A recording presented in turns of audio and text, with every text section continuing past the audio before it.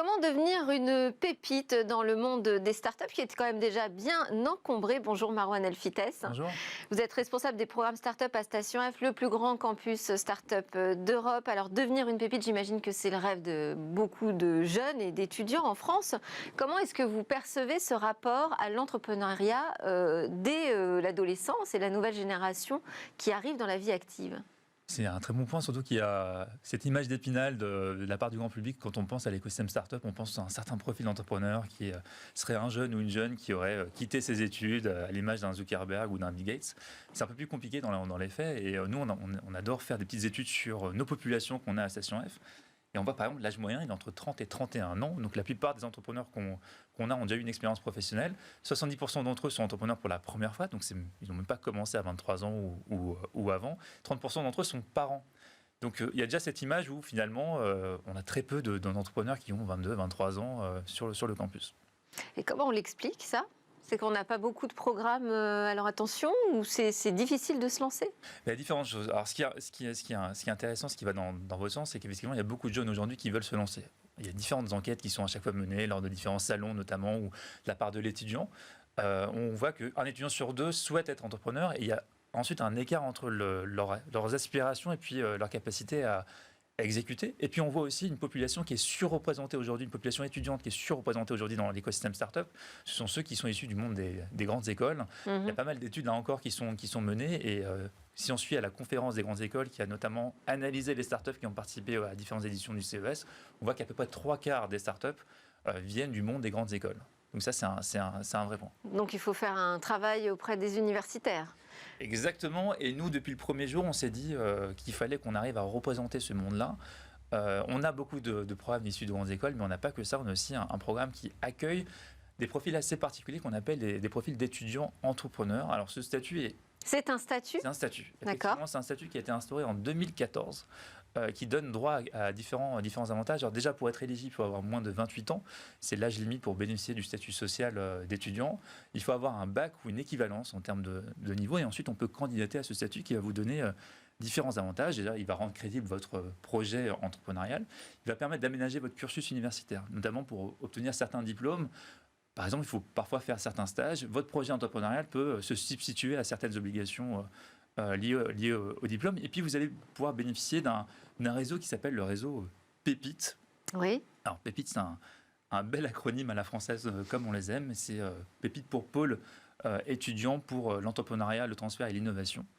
Et les pépites, en fait, ce sont des structures qui vont regrouper différents acteurs, des établissements d'enseignement supérieur et des réseaux associatifs et économiques qui vont permettre aux étudiants entrepreneurs d'amorcer leur projet entrepreneurial et d'avoir un premier type d'accompagnement.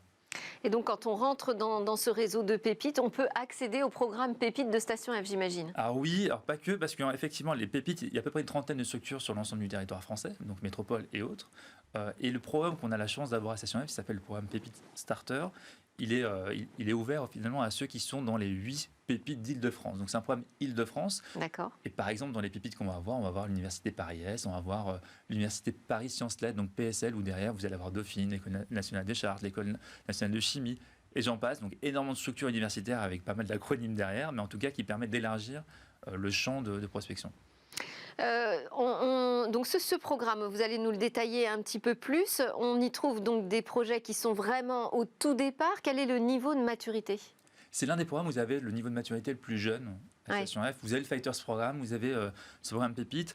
Et en général, ils ont déjà un prototype et ils sont déjà en train de se consacrer au projet. Il y a à peu près une dizaine de projets qui sont accompagnés. Et ce qui est intéressant dans ce programme-là, c'est aussi la gouvernance. On a 3 structures qui chapeautent l'animation de ce programme. On va avoir School Lab. Alors, School Lab, pour ceux qui connaissent un peu moins, c'est un acteur historique dans l'accompagnement des startups, très présent dans la scène parisienne notamment. Donc, ils apportent leur méthodologie, leur contenu. On aura en plateau d'ailleurs une jeune fille qui est accélérée par School Lab.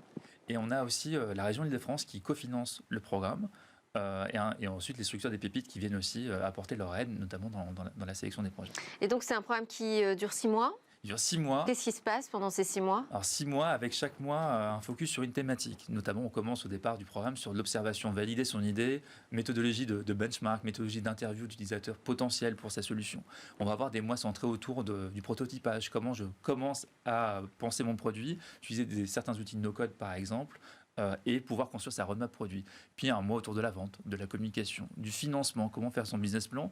Et notamment, le dernier mois est centré sur l'écosystème des fonds d'investissement, comment construire un pitch deck, comment bien finalement comprendre l'écosystème des fonds d'investissement dans l'écosystème français. Et l'objectif final, c'est quoi, la sortie de ce programme Pépite? C'est d'avoir un projet bien établi avec un contour bien clean, on va dire, avec un produit et une première traction. L'idée, Traction, c'est-à-dire? Avoir des premiers utilisateurs ou des bêta-testeurs, Ok. avoir quelques métriques, avoir une idée de ce qu'on veut mesurer et commencer à se lancer et à adresser son marché. Vous avez déjà des alumni emblématiques de ce programme? Oui, alors le programme a été lancé en 2017 et il y a pas mal déjà de startups qui commencent à être plus que confirmées, notamment Airpure. Alors Airpure, c'est une startup qui a aujourd'hui levé plus de 2 millions, qui fait un chiffre d'affaires autour de 7 millions, qui a fait x5 sur son chiffre d'affaires par rapport à l'année dernière, juste pour illustrer l'attraction. Ils font des masques anti-pollution. Alors forcément, aujourd'hui, avec la pandémie, ça a accéléré le besoin. Et ils viennent d'annoncer l'ouverture d'un bureau à Hong Kong. Donc, très grosse structure qui se développe grandement.